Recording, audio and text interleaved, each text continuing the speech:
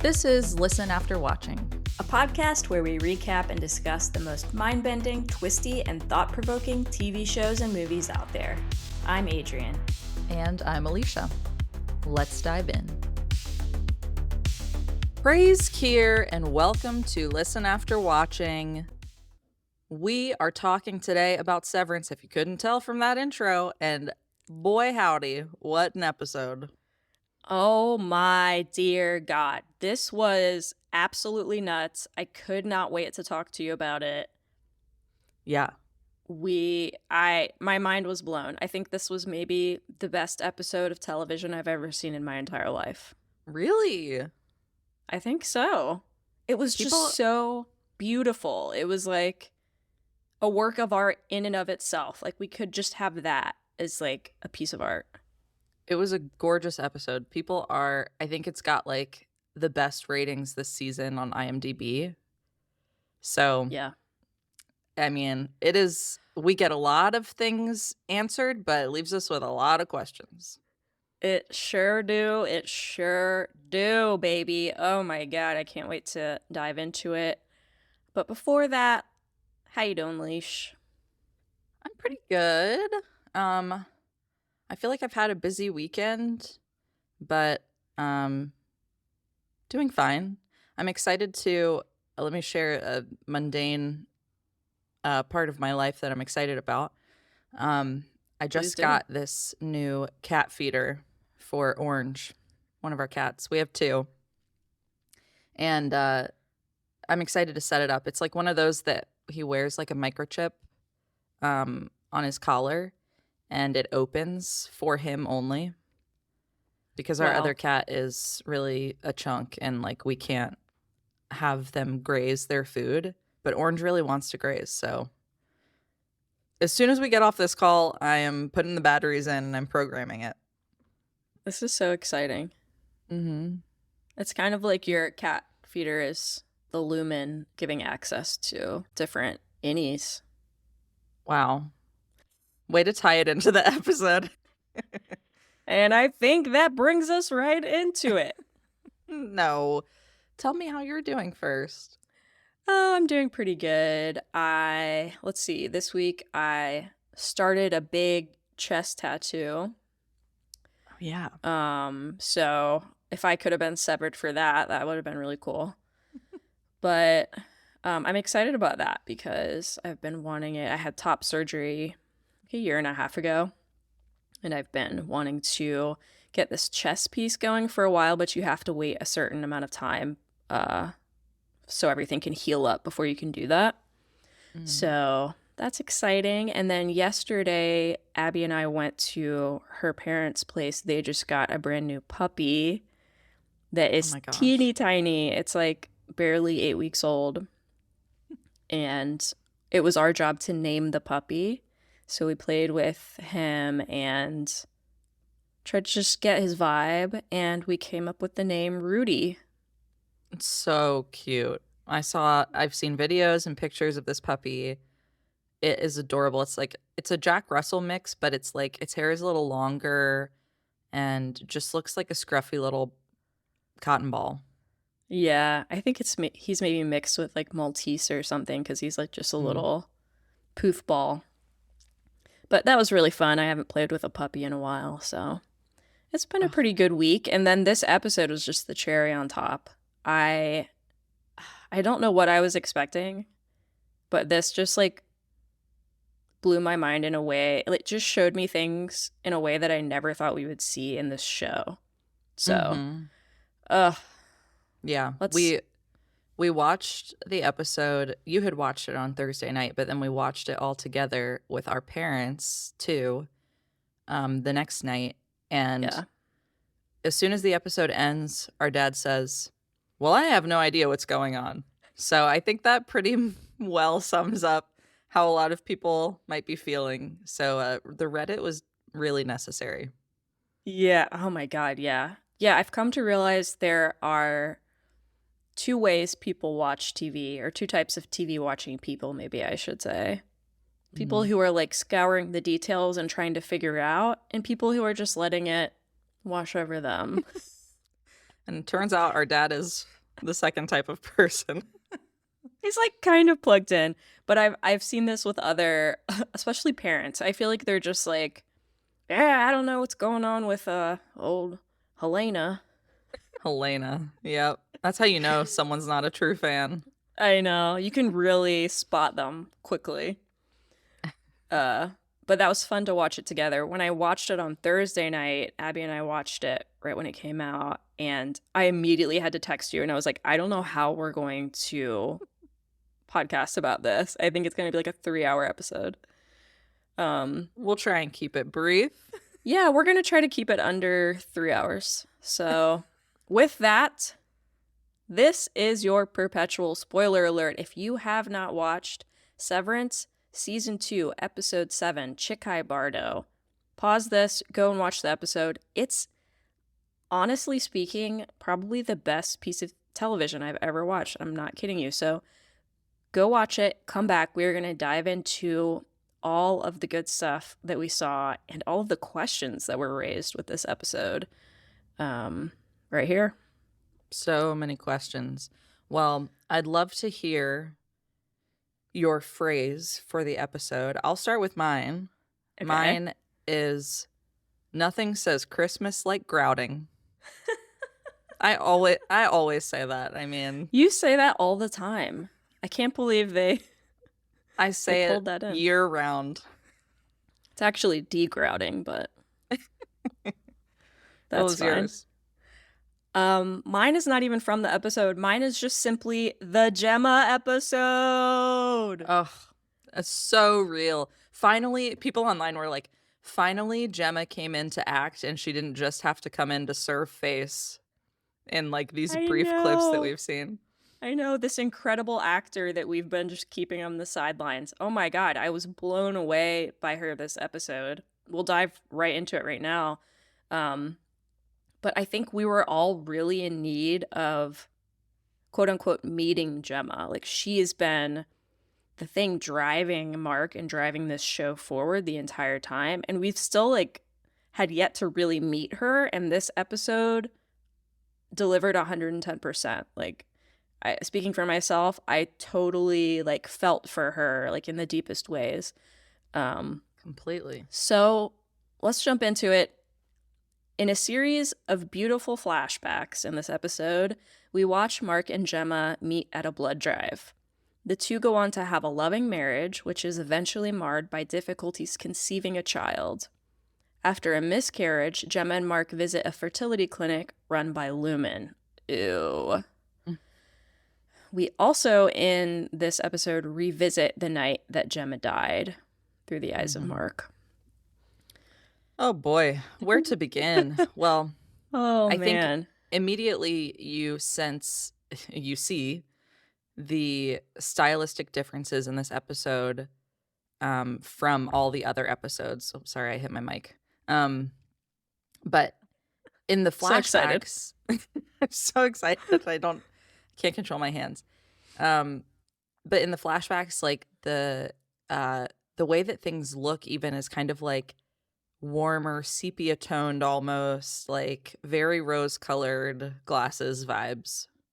Yeah, so they filmed this on film also, these flashbacks. Oh, cool. So that gives it that grainy, like the real look of like a flashback, like, oh, this looks kind of like retro and like back in the day. And it's just so beautiful. Yeah, the warm tones. It's just so completely like a stark difference from the coldness of what we've seen of Mark's life and the town of Kier, and inside of Lumen, it's just also sterile and cold, and it's only been winter from what we've seen. Right. So to be in these flashbacks where it's like everything's so full of life, like the school that they're teaching in and their house and all the plants, and you can hear birds in the background. It's just so different. Yeah, it's like almost a different world, but presumably still in Kier. Yeah, we think. Probably. I guess we don't know, but yeah. I think so, though. Watching it, this episode really reminded me of Eternal Sunshine of the Spotless Mind, which is a movie we both really love. Mhm. Just like the way it was shot, the way it was edited, it was just like piecing together really beautiful and tough memories in a way that's just like it's like so beautiful, but at the same time so painful to see Mhm. and experience with them. Totally. Yeah, I know that just the premise of the show and everything is inspired like was partially inspired by Eternal Sunshine, so it's really cool to see this episode be filmed in a way that harkens back to and like pays homage to that movie because it's that movie's awesome. If you haven't seen it and you like Severance, you would definitely love Eternal Sunshine. I mean, it's beautiful. Yes, agreed. But in these flashbacks, we also get so much information about Mark and Gemma's relationship and also think like the way that Lumen played a part in their lives even before the show begins. Mhm. Well, yeah, so we see when they meet at the blood drive, the camera shows us there is the lumen water drop symbol there on whatever machine is like drawing their blood. Mhm. So there's that. We also see a scene at the fertility clinic where the paperwork shows a lumen symbol as well. Lumen is all up in everything.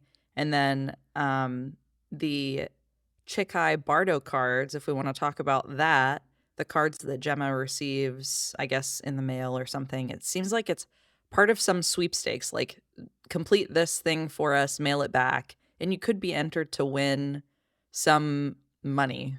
Um, but yeah, what Yeah. did you think of those? Oh my god, when I saw them I was like, "Yes," because that is one thing I have on my bingo card for this season, but I think it just tied it together for me because that has been such a huge question in my mind. Like, what are those cards? Why was it so important when Dylan found those cards? It seems like this is sort of a psychological evaluation or test that Lumen is like sending out because Mhm. she's supposed to answer like what it means to her, what she's seeing in these cards. And she even says, it's like, it's like that thing where you're supposed to draw a duck or a rabbit. Mhm. So it's kind of like a Rorschach, but a weird CPR drawing card version of that. Yeah.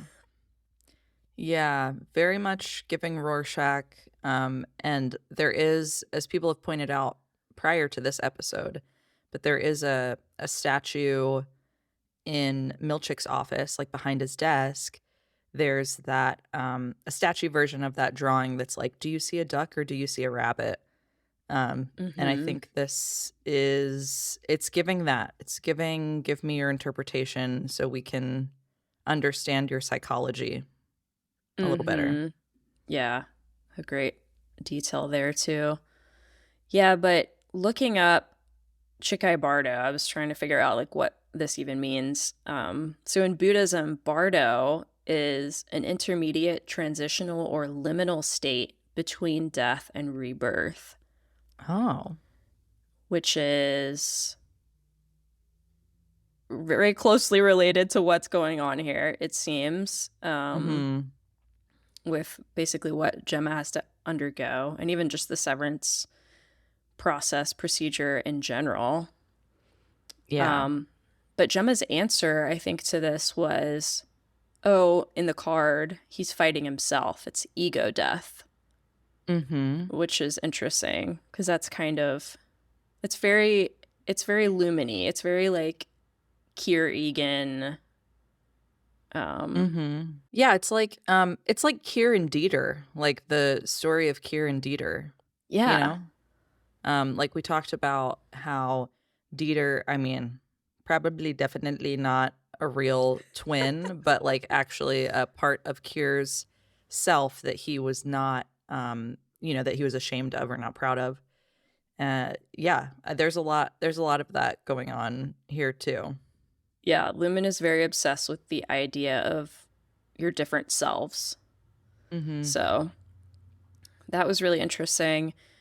Um, we also see through many different scenes that Mark and Gemma are trying to have a baby in their whole journey there. And yeah, Lumen's been a part of this whole thing. And they've are embedded in this community in their lives. Yep. It seems like in a way where, Mark and Gemma aren't clocking it as something bad. Right. It's just like the way it is. Yeah.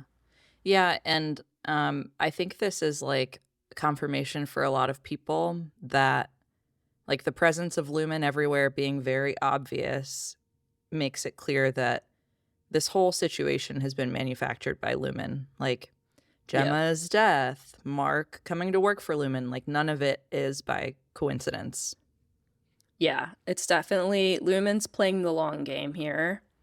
And Mark and Gemma were chosen for a reason. We even, we see that night where Gemma leaves and then the cops come to the door. And Mark presumably learns that Gemma's dead. There probably wasn't a car crash at all. No. This was just the moment where they were planning and had the opportunity to take Gemma. Yes. Yeah. I mean, they could have easily staged it to make it look like it. And obviously he like says he identified her body, but it was burned. So it could have easily been someone else. Yeah. But yeah, we also get confirmation in this episode that our theories around Gemma's death being some fault of Mark's or that he like has some blame in it is not really true. Like he might feel some guilt because she was going to play charades and he was like, I'm not really feeling charades. And he was working. So he might feel some guilt for like not going with her or not asking her to stay because she offers to stay. But he doesn't appear to have a drinking problem or anything in these flashbacks. Like that theory is out the window. Yeah, sorry, Mark. Sorry we thought that about you, Mark. We really thought you were a drunk piece of shit.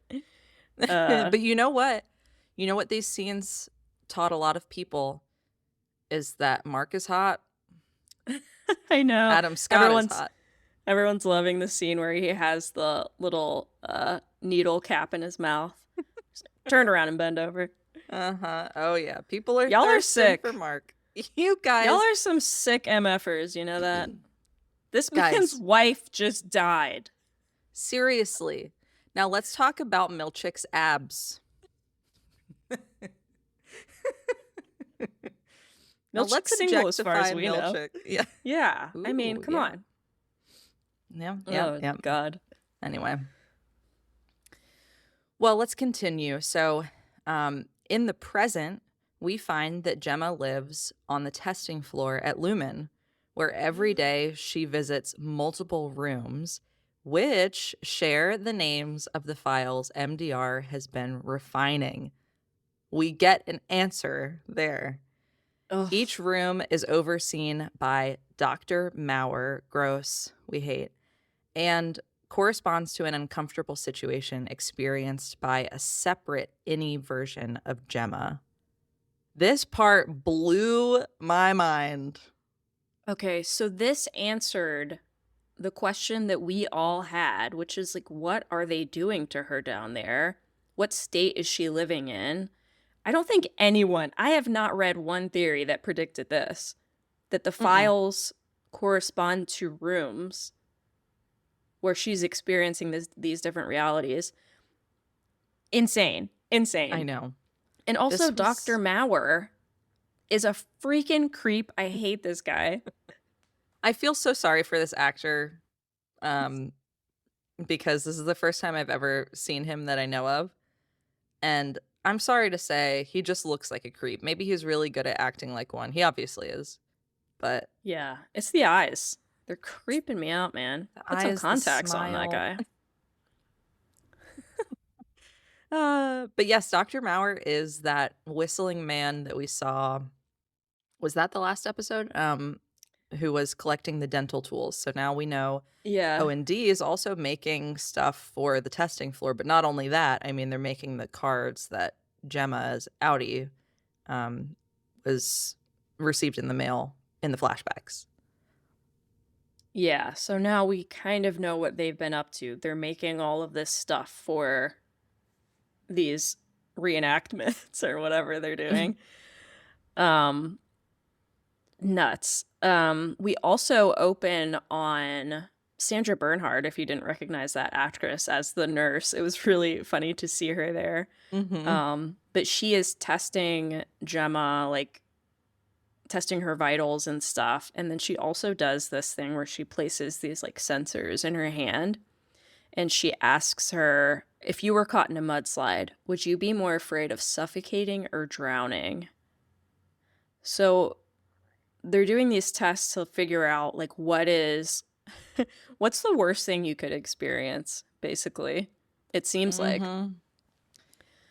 Yeah, and a lot of people are like, we've already talked about how Lumen is giving cult Scientology vibes, and this is like on the nose. I mean, if you've ever Yeah. seen people have like those sessions where they're like clearing their thetans or whatever it's called, and they're holding on to sensors and like answering questions, it's like so that.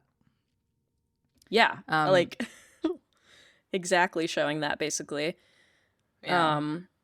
But let's talk about the rooms that she's visiting, because she's doing very specific things in each of these rooms, and it seems like she's experiencing them over and over again. So the first one she goes into, and of course the creepy ass Dr. Maurer is in each one of them. God. But the first room she goes into is the dentist, and Dr. Maurer is the dentist. Also, can I say, I hate the dentist. So this resonated with me a bit, but I have to give a shout out to one of our listeners and friends, Emily, who was my dental hygienist for a few years when we lived in Charlotte. Has such a great demeanor. If you shout out Emily, okay, go see her if you live in Charlotte. But we love Emily. This was disturbing, but we don't see exactly what happened. We can just assume she had a lot of painful procedures because she comes out with her mouth hurting. And then I think the next one we see is her writing the thank you cards. It's Christmas time, and she's in this creepy room with this horrible man in his Christmas sweater. And oh my God, if you have ever had your hand hurt from writing like an essay or something, I just like felt that pain in my hand while she was writing. Did you? Yes, me too. That's the worst kind of pain. And because we're not in school anymore, I find that when if I try and pick up journaling again for some reason and I'm like writing even just one page, I'm like, God, this is so like, this hurts my hand just doing this for a little bit. I know, my hand hurts after writing like one birthday card, I feel like. But people also pointed out that in her audio life, she is right-handed and she writes with her right hand in the scenes. And then in this scene where she's doing the thank you card, she's writing with her left hand, and the penmanship is not good. So I don't know why she's doing that, if like she's left-handed in this reality or if she's just having to switch between hands because it's just so painful. Right. Yeah. Another thing people pointed out that I thought was interesting was the song Baby It's Cold Outside is playing, which we all know is thinly veiled predatory song. Rapey. Very rapey. Vibes. And Dr. Maurer is giving very rapey vibes. Oh, yeah. And he is obviously taken a liking to his patient in an inappropriate way. So there's that whole dynamic, which makes us hate him even more. Yes, totally.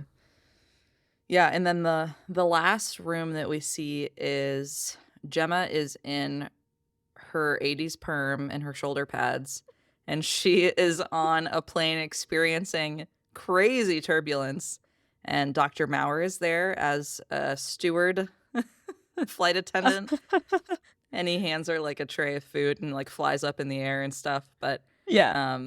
This is the only scene I liked with him because he like flopped up into the air and fell down. But yeah, she's looking fly as fuck in this 80s style thing. Can we talk about why does she have to be in different outfits for this? don't know. I don't Is Dr. know. Maurer just like being sick and like, I want to see her in this? Right. Yeah, I because don't he's know. also dressed up. He has a Yeah. mustache when he's the flight attendant. Yeah, and he has several different outfits. Oh Mhm. God. Yeah, it's like he's the Eddie Murphy of this episode. It's amazing. God. And he's not doing it as well as Eddie No. Murphy. He simply can't pull it off. Um One of the things that Wise Guy 144 brought up on Reddit is that the airplane scene doesn't seem like something they could fit into one of these little rooms. mhm. So it makes us wonder, is this just are some of the experiences just a simulation? And that takes us back also to the Ortbo, which we theorized was maybe a simulation. Mhm. Is some of these things might not even be actually happening. Yeah. I think this makes a lot of sense. I didn't think about it at the time when we watched the episode, but um you see like the hallways down here, by the way, look crazy. Like unlike the hallways on the severed floor, which are already insane, like a rat maze. But these are like there's diagonal Yeah, hallways they're coming not off. right angles. Yeah, it's crazy. So, but like what that means is these rooms are like weirdly shaped and like they seem to be kind of small. So it makes sense that some of them might need to be simulations because the room is simply not big enough to test whatever it is that they're testing. Mm-hmm. Very interesting. Very interesting. Indeed. Another I th- thing I wanted to point out that someone on Reddit posted, let me give them credit. Aurora Borealis. Aurora. Okay. oh. The masculine Aurora Borealis. They so in the thank you cards room, Allentown, she is writing about a degrouter that she got and saying thank you for the grouter, but it's actually a degrouter. And then they pointed out that in the flashbacks when Gemma is experiencing her miscarriage in the bathroom and she um, you know, sits down on the floor of the shower, that the grout in there is like in need of some TLC, like it looks pretty bad. Mm. And they talk about how like this is the kind of detail that would kind of just like lodge itself in your memory during a traumatic experience, and that this is like some subtle um addition to the thank you card. You know, she hates writing thank you cards, which we know. It's a small, subtle addition to kind of call back to another traumatic experience of hers that maybe they're trying to test for or whatever. Yeah, that's a really good catch. Because they're almost Hmm. like, how can we make this experience as painful as possible?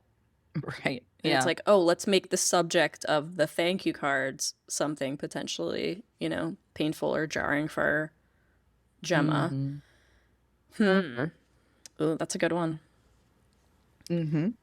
I think the biggest thing we learn from these scenes in these rooms, though, is besides the horrible things that are happening to Gemma, is the fact that someone who is severed can live all of these different realities. Because it seemed like the person who's going to the dentist is a completely separate consciousness or any from the person who is writing the thank you cards, who says it's always Christmas, you know? Hmm. So this is something we hadn't really considered, that you could have potentially infinite innies Right. experiencing all these things. Yes. Which was crazy to learn. Mm-hmm. And I think it makes us wonder, like, is that just for the purpose of the testing floor? Like, are they only splitting it in this one situation where they want to test all of these things separately without having any like interference from any experiencing multiple traumatic experiences, um, and therefore probably being more likely to rebel also. But yeah, I think we'll talk about a little bit later maybe some of the why behind what they're doing down there with her. We have some thoughts, we have some feelings. But gosh, another creepy ass thing we see in this episode that's brand new is this new room of people who are sitting around, and it looks like they are watching what MDR is doing. So it's 4 people, it was 4, right? Who Mhm. are watching each of the MDR people. And everyone online's calling them the Watchers. Mhm. Um, and it's, I don't even know what to say about this. I know. I saw them and I was like, "Well, what are they doing?" Like, I don't have any clue. Don't It's know. like somehow even creepier. Like, we can't tell if these people are people. They almost remind me of the twins from the Ortbo, where Mhm. they're like, people have pointed out they also look like each of the refiners. Like, there's a Dylan person and there's a Mark person, and Mm. they're each watching those people. Yeah. But now we know for sure that Mark and all the other refiners are being surveilled completely. Like, from Yeah. their computers, everything they're doing is being watched so closely. Mhm. And we see Mr. Drummond there standing over them, just like watching the progress with Dr. Maurer. And that was just a whole nother layer of weirdness and confusion. Like, why are they?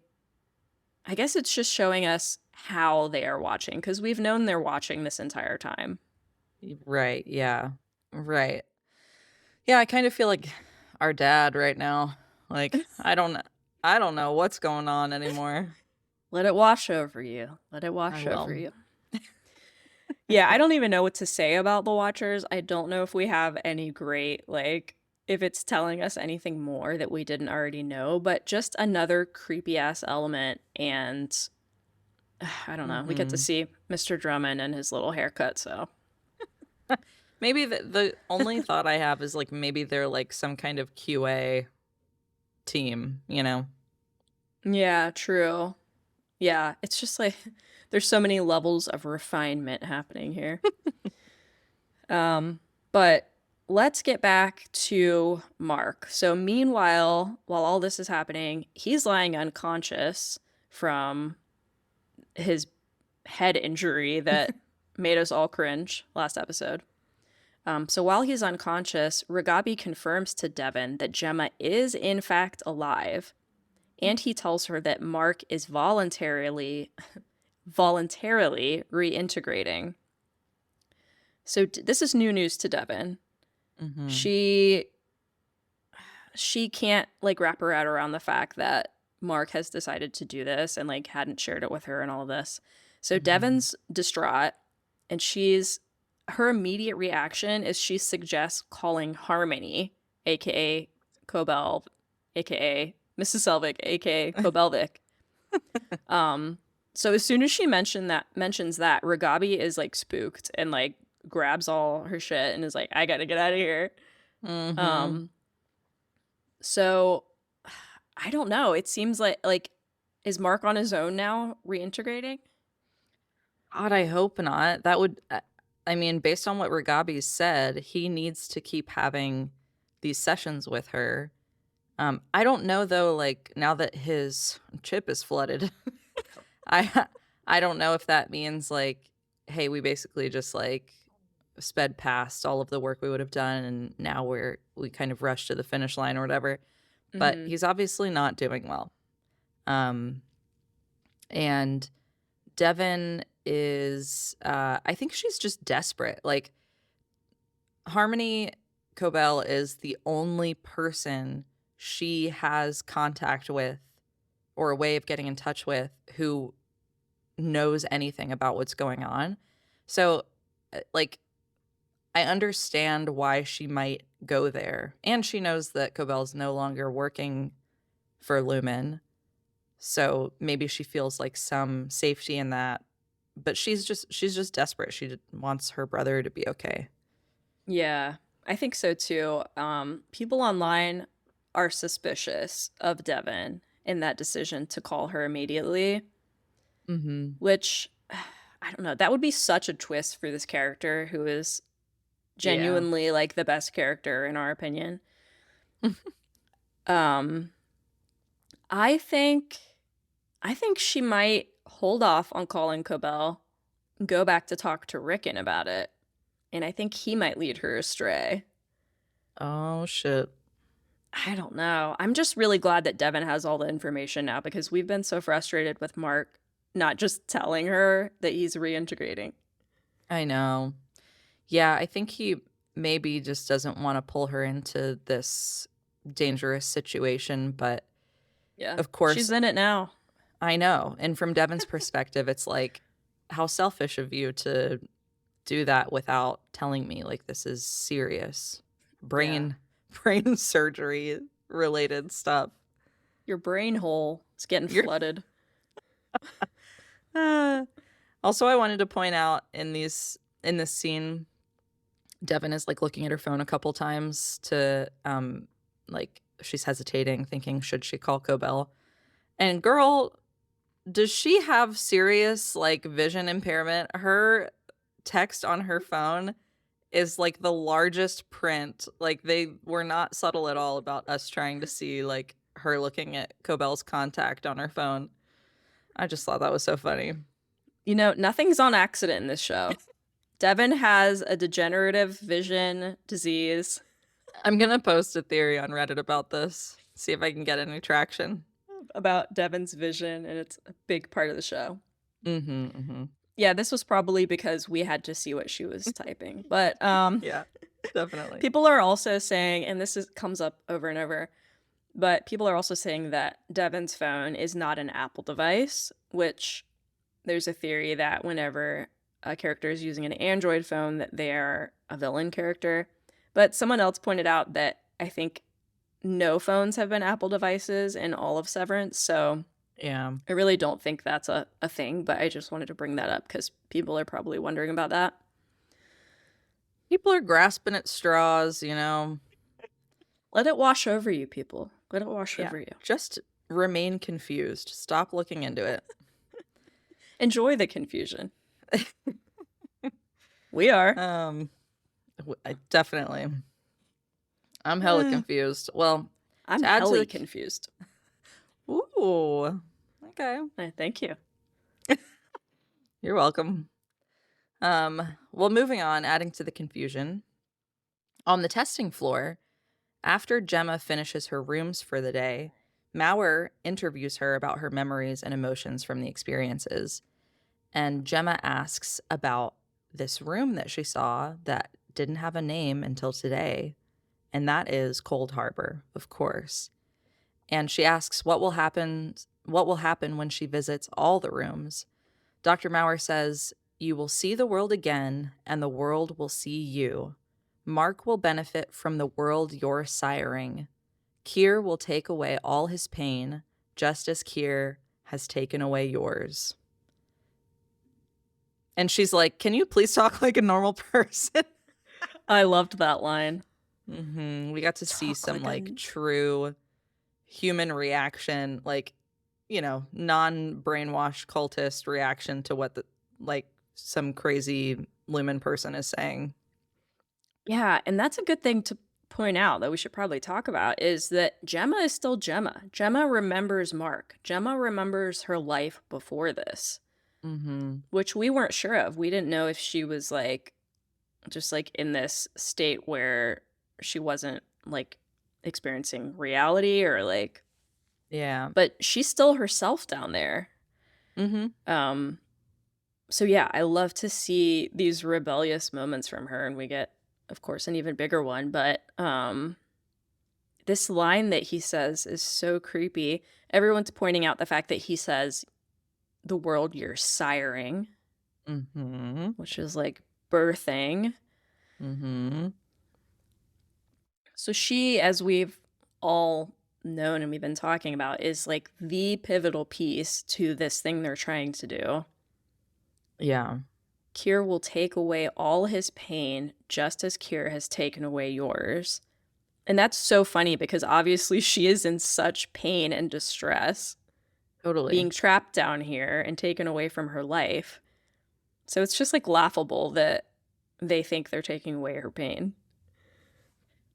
Obviously, they have their own interpretation of what that means. Yeah. But yeah, she asks, like, will I get to see Mark? I think that's the moment where we realize that she is the Gemma that Mark is looking for. And Dr. Maurer, of course, doesn't directly answer that.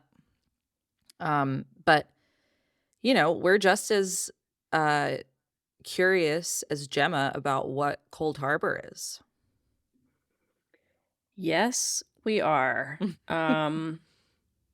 I think after this episode, everyone is speculating that Cold Harbor will be either Mark or Gemma dying, which would maybe be the final, like, worst thing you could experience. And everyone is speculating that Lumen is trying to eradicate these bad feelings from life. And that's basically what the refiners are doing, is they're removing all of these bad things or blocking them from the Audi's experience. But there are a few references to death, obviously, throughout the episode.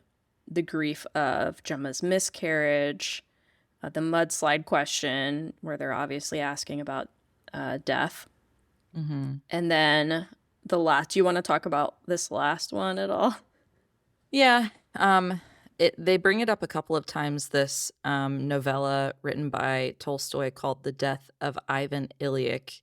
And it comes up later in a scene with Gemma where Dr. Maurer pulls the book off of the shelf in her room because it's kind of sticking out. And yeah, I haven't read this, so I don't know that much about it, but it does relate to, obviously, death. And even Dr. Maurer says, like, oh, I wonder what happens at the end. Let me guess, he dies.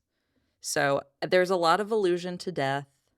And I think people are just kind of speculating on whether one of them will actually die, like if Mark or Gemma will actually die, or if it's just going to be like a simulation of death, kind of like getting right up to the edge of dying, but not actually dying. So like, you know, like drowning, like Helly being drowned earlier, people are thinking. And then the mudslide question, there's a lot of drowning references too. Yeah, I think a lot of people are speculating that it will be Gemma being drowned. Because there's just so much, we've talked about this, the water imagery throughout Severance, and then it being called Cold Harbor, and the song that Dr. Maurer is whistling being about ship sinking. So there's a lot of imagery around that. My question is, if they die, there's no Audi to have experienced that, or to test to see if they experienced that. So that's why I'm like, I don't know about that. There's got to be something else to it. Yeah. And I mean, obviously, Mark has already experienced Gemma dying. His Audi has. So I don't know. Maybe there will be some. I could see it going the other way around for that reason. Like Gemma is experiencing Mark, the person that she cares about the most, dying. And then, you know, maybe that's a simulation or whatever. But I could see it going that way and them eliminating like the feelings of grief and loss from that. But I don't know. Yeah. So another thing people are pointing out is Mr. Drummond says to Dr. Maurer, you're going to have to say goodbye to her after this, which insinuates that Gemma's not going to make it through all of this testing or Cold Harbor. Mm-hmm. So in some way, it's going to be the end of Gemma, or that's what they're planning.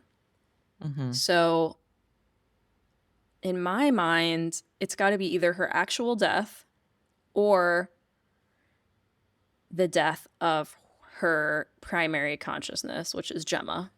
And then she lives on as Yeah. a different consciousness. I think my theory is that so all of these rooms have been experienced by an innie version of Gemma, not Gemma herself. I think Cold Harbor will be experienced by Gemma herself. She will not switch over to an innie. And Mm. what's going to happen is she's going to experience Mark dying. Damn. And I think that's why they needed them, is because they have like this love for each other and Mm-hmm. they need that to experience this grief, which is like this final like thing that they want to be able to wipe away this Mm-hmm. experience. But I think after that happens, they're going to revert her back to Miss Casey and see if Miss Casey had any memories of it. Mm. And I think Gemma will be gone. That's their Oh, plan. wow. Original theory alert. I'm Okay. sorry, everyone. I haven't even added that one to Reddit, so you heard it here first. No, we don't participate in the Reddit. We just read the Reddit. Yeah. I think that's very interesting. I could see that happening, for sure. And I think one reason why I like the she'll be then like switched over to Miss Casey part of it is because like I felt like from the beginning, like Mark will not find the Gemma that he knew. Like he's already Mm-hmm. experienced the loss of her, and I don't think that there's like I just don't predict that there's coming back from that. Like he's not going to find what he's looking for exactly. Yeah. At least not at first. Like maybe next season we'll see like he Reintegration, baby. yeah, exactly. Maybe that will happen. I think you're right, though. I think that would be putting too pretty of a bow on something that, is shining light on this idea or these parts of our society that are dark and painful Mhm. and evil. So I agree. I don't know if he's going to get that final resolution that we all like wish will happen. Right. We will see, though. We have a little bit more to talk about here, and then I really want to talk about why we think Lumen's doing this, which is something we've been talking about since the season started, since the show started. Um, but let's talk about these final few scenes. So later on the testing floor, Maurer visits Gemma in her little apartment, and she tells him she wants to leave. He goes on to lie to her, saying that Mark has remarried and now has a daughter. And Mhm. then later, as he's talking, Gemma sneaks behind him, knocks him out, and steals his keycard.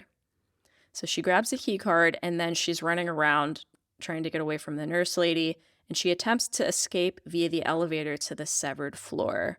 But of course, we know this elevator turns her into Miss Casey. And Miss Casey has no idea she's trying to escape. So she walks into the little hallway, like, what am I doing here? And then we see Milkshake.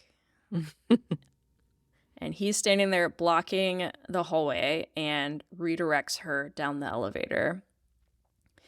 And then in the final Mhm. scene of the show, Mark awakens from his unconsciousness, and Devin's beside him, and he's still recalling these memories of Gemma and kind of has like a painful little smile on his face. Mm. Man, this was okay. Let's start at the beginning. Gemma knocking this creep out with the chair. I was like, Ugh. "Get him, girl." I saw someone on Reddit said, award for best acting of the episode goes to the actor that played Gemma.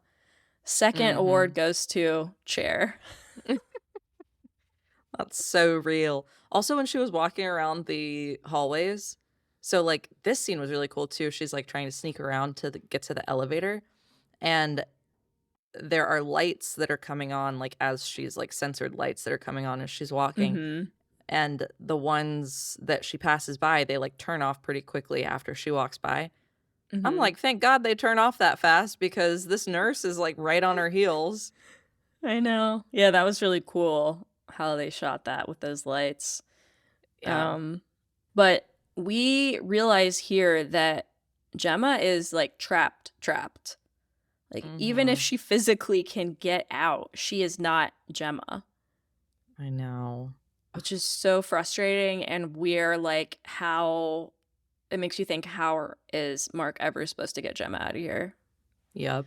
And another thing we learn, so first of all, we see Milchick for a little bit. Yay. He's in his riding leathers. I mean, we love that. But he's obviously been called in like quickly Yeah. to do damage control yet again. He's fresh off the hog.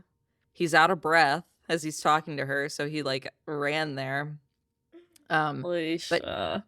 but what? These are the facts. Um but he tells Miss Casey that her innie or her outie was visiting for like an art show or something Oh, and yeah. took the wrong elevator. So the story that they're telling Miss Casey about who she is that she has like a real actual life outside of Lumen and an outie outside of Lumen, but it ain't true. Yeah, that's true. So Miss Casey thinks she's just like a normal severed Employee, yeah. employee. Ugh, But you can tell absolutely that wild. she's hesitant because she probably I think she notices like her clothes and she's like, why am I wearing this? And the way that Milchick is acting and telling her to like turn around and go back, um I think she senses that it's like something's kind of wrong, Not but she right. complies anyway. Yeah, I think she even might ask or start to ask, how long has it been Mm-hmm. since I was awake? So Yep. even Miss Casey is starting to piece together that like this shit is not right. Yep. And I Yeah, think maybe. we saw this a little bit too when she starts like confiding in Mark, Mm-hmm. and telling him like, "Oh, I've only been alive for like this many hours and like the best time I ever had was the time I spent with you in Yeah. MDR." So, there's just so many consciousnesses that we feel bad for in this show. Like they're creating all of these realities and people, personalities, whatever, experiences that are suffering, Mm-hmm. you know? Yeah. Yeah. And when Mark wakes up, finally, thank God he's alive. But kind of throughout the episode, we realize that the flashbacks that we watch are what he is um, experiencing when he's unconscious the whole time. And so when Yeah. he wakes up, he is coming right out of these like this whole story of him and Gemma that he just relived, and it's so heartbreaking. You just feel so bad for Mark, and he's like crying, like as he wakes up, he has tears coming down his face. Um, Yeah. and they end the episode on like a shot of Gemma's eyes, which they use a lot in throughout the episode to kind of transition between like the flashback of Gemma and then to the trapped version of Gemma in their editing, which is really cool. But um, yeah, it's just so sad. Yeah, and you wonder if this reintegration process hasn't like opened him up to finally being able to deal with all of this grief he's been like pushing down, Yeah. because it seems like he's just pushed it away for like these past whatever it's been 2 years. Mhm. And this might be the first time that he's like really sat with this whole life that he had and that he lost. Yeah. Again, this episode, beautifully shot. The actors just did an amazing job. It makes you feel so it makes you feel everything, just like the joy of their Mhm. relationship and the loss of it. It's so painful. Mhm. Um, but yeah, just the way it began and the way it ended, just beautiful and pure art, in my Pure opinion. art. I agree. Wow. Ugh. Well, you know what? Let's look at our bingo cards. Actually, you know Let's what? lighten it up. I've been so disappointed the past couple of episodes to not be able to mark anything off, but Mm-hmm. I can today. So, what Uh-huh. have I got? I've got flashback. Okay, I knew that was coming. I knew we were going to have to see what happened, at least with like Gemma's death and how that went down. But turns out we got a lot more than that. So, I got that one, and I also got testing floor. We finally see what the testing floor is. Yes. Ugh, you were so smart with yours because you made them really general, and I made mine way too specific. I did get one this week though. The O&D card that Dylan found, we see again in this episode, and we find out kind Wow. of the significance of it. Finally. I don't have bingo yet though. Yeah, me either. I I do s- have on my card, I have Mark and Gemma kiss, and they do in the flashbacks, but that's not what I meant, so I'm not going to count it. I meant, in present times. okay. Thanks for being fair. Thanks for being Mm-hmm. fair. You're welcome. I can get bingo if one of two things happen. Either the innies dance. Okay. I don't feel like they're in a dancing mood lately, but we'll see. Or Mark finds Miss Casey. I mean, Okay. that one's That's gotta gotta happen. happen, right? If that If doesn't happen, why are we watching this? I'm done. what's that quote that Creed says in The Office? If I can't scuba dive, then what's this all been What's about? That's how I feel. so true, Creed. But we are getting close to bingo. When we get bingo, what happens? Like, what do we get? Egg cart? I don't know. I would What do like we that. get? Maybe we should, if one of us gets bingo, maybe we need to have like a Severance Waffle themed party? get together. Waffle party. No. Yeah. I've seen some really good TikToks of people having severance parties, and they look really fun. Me too, which is part of the reason why I want to do it. But We can have melon. mm-hmm. We can have Etc. goats, a petting zoo. Oh, now we're talking. So many things. Yeah, we'll figure something out. Yeah. But we, Tina, go ahead. Well, I feel like we talked about some of the things that people are saying on Reddit throughout the episode, but let's talk a little bit about like the why behind what we saw in this episode, what we think is the reasoning for what is going on. And I think the main thing that comes to mind for me is like why the testing room for all of these like separate innies, why these uncomfortable situations. And I think we get a sense of that in what Dr. Maurer says about healing everyone's pain. But what do you think Lumen is trying to do? Like, how are they going to do that? Well, it seems like they're trying to create a procedure that will essentially remove all unpleasant experiences from your reality. Mm-hmm. And it seems like this is going to have to be like not switching between an innie and an outie, but maybe that like automatically you will kind of transition between these two states. Mm-hmm. I mean, of course, we can see why that might be beneficial to not experience anything bad. Mm-hmm. Totally. But what's in it for Lumen? The only thing I can think of that would be in it for Lumen, well, I guess there's a couple things.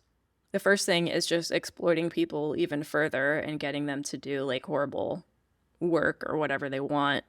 Sure. But the only other thing I can think of goes back to just the religiosity of it all, which is, creating this reality where the four tempers are finally tamed Mm-hmm. and they're essentially controlling your everything about you, your experience. Mm-hmm. I don't know. What do you think? I think I buy into that. I just wonder, yeah, I wonder like, okay, if they're selling this ideal to people that like you'll never have to feel pain again, and through this simple procedure, like you will only experience the joys in life and all the good things. I'm just like, how does that help them with like I think the thing is like their overarching mission, which we've talked about, we have theorized maybe is bringing back Kier. Like, how does that help bring back Kier? Or how does that help once they have brought back Kier? Um, so I don't know. And then like the um Helena possibly being pregnant of it all and the goats Mm-hmm. of it all. Like Mm-hmm. there are still so many questions. This only answers a little like a couple of them for us. I will say another theory going around is that maybe Gemma will experience death in Cold Harbor, but her chip will be transplanted to another body, another being. Mm. And so, in that way, she's revolving or experiencing, a version of eternal life. Mm. I don't Maybe. know if that makes total sense, but there are a lot of theories around, of course, eternal life. How do we bring Kier back? Yeah. Yeah, and Um, there's not a lot that they say in like what we've heard from like Cure quotes or whatever. They don't really talk about this idea of like salvation or the afterlife or anything like that that you hear in other religions. Um, mhm. it is definitely more like this kind of um, like weird cultist belief system that's totally removed from like Christianity or Buddhism or maybe these other religions. But Yeah. it makes sense that would they would revolve, or their main aim is to revolve and like kind of keep you immortal through different bodies or goats. Yeah, I haven't figured out the goats of it all. Mm-mm. Um, I will say one thing I've been thinking about is why they did bring up the idea of heaven and hell in Christianity in the recent episode with Burton Fields. Mm-hmm. That was really interesting because we've been living in this Kier world where it's very separate from Christianity and not like that at all. Or Mm-hmm. it's not that. I won't say it all. But one thing I was thinking about is if they're able to create this outie reality where you feel no pain and the innie reality where you only feel pain and are experiencing all the worst parts of life, they're essentially creating a sick, twisted version of heaven and hell within one Mm-hmm. person. Yes. Wow. That's crazy. That is crazy. Because we know that Miss Casey, in her innie realities in these different rooms, she's waking up every day and doing the same horrible thing, which My is gosh. basically hell. Yeah, that's so true. It reminds me of I don't know any of the names or the details, but there's like that Greek mythology character who is just like pushing a stone up a hill over and over again as their like form of hell. It feels very much like that. Yeah, or even like she went to 6 rooms and then there's Cold Harbor. It's like the 7 layers of hell. Whoa. Okay, big brain, get on Reddit. This is some Dante's Inferno shit here. Well, I think it's safe to say that we don't know for certain what is going to happen. I think it's safe to say we have no idea what we're talking about. But man, this show just does not disappoint. I say this every episode. I feel like it's all hits, no misses, and I'm loving it. I'm so sad that we only have a few episodes left. I know, and the next episode's like half an hour. Oh my gosh, guys, the next episode is 37 minutes, including credits. That is so short. My gosh, well, maybe we'll have a short podcast episode for once because watch, of that. I was gonna say, watch it be like the most complex episode, and we have to like have literally a 3-hour episode. Oh man. In that vein, do we want to talk about what we think's gonna happen next? Yes. Well, I thought that it was going to happen this episode. It didn't, but we definitely get the sense that it's going to happen, that my girl Cobell is coming back. Oh yeah, baby. I think she's got to come back. She's got to. We almost forgot about her, but nope. She still exists. She's still kicking around. Yeah, I've heard some people theorize that maybe she even comes back and helps Mark and Devin because she's been so jilted by Lumen, and she has this deep why, which is Charlotte, presumably her relative that she lost. That would be awesome. I would love a Cobell redemption story. Me too. I hope that happens. Yeah. I feel like these Cobell, Milchick, I feel like everyone these people... Everyone turns good. That would be awesome. Everyone turns good, including Dr. Maurer. Oh, no. I hate that. I don't know. Add it to the bingo card. Well, for that matter, I think Milchick will definitely help. Like, the season has led us there, but we didn't make any progress on that front in this episode, so I feel like it's going to be maybe final episode or something. Yeah, I think so too. I'm getting the feeling that it's going to be right in the nick of time in the final episode. It's going to be a split-second decision that Milchick has to make, and that he's like weighing between like what side he's on, and I think he's going to be on the side of Mark and goodness. Oh, I have a theory around that then. Since he's kind of like been called in to help in these emergency situations, I think that Mark is going to find his way to Gemma. He's going to be called to go like intercept him, but he's going to let them out. Go. Let him continue. Yeah. Or even flip a switch that allows like a Glasgow block or something where the right consciousnesses can come together. I like this. I like it a lot.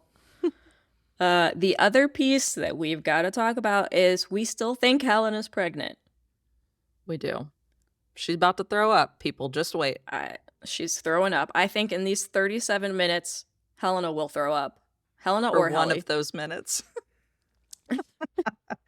Yeah. Man, we already know what one of those minutes is going to be. This episode's so short. That's gotta happen.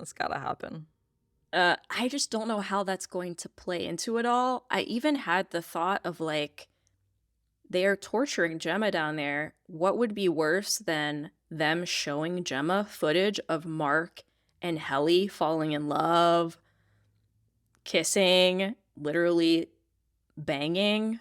Yeah. and Yeah. Helena being pregnant. Dude, that's such a good theory too, because Gemma doesn't know that Mark is severed, like working for Lumen. And so it really is not him falling in love with Helly, but she wouldn't know that. Oh my God. This is so good. I mean, it's so bad, but it's so good. Are we geniuses? We are. We are. Oh my God, Mensa. Give us a ring. Oh, man. Oh, well, this was a wild ride. I loved this episode. Me too. So good. I can't wait for the next one. It's going to be here before we know it. And it's called Sweet Vitriol. And the little blurb just says, discoveries are made. They're really not giving us anything. Someone's going to have a theory based off of that. I know it. Well, I can't wait until Thursday night. Indeed. Well, don't forget to join us here this time next week. We're so excited. And if you're interested in The White Lotus, if you're watching that, we're covering that as well. Those episodes come out on Wednesdays. So give those a listen. Those are shorter, more bite-sized podcasts, but that's such a great show, and we're really enjoying that one too. Indeed, indeed. And please, if you like this episode, give the podcast a follow. Go and give us a quick rating. Just hit the 5-star button. You don't have to write a whole paragraph. Just hit the 5-star button.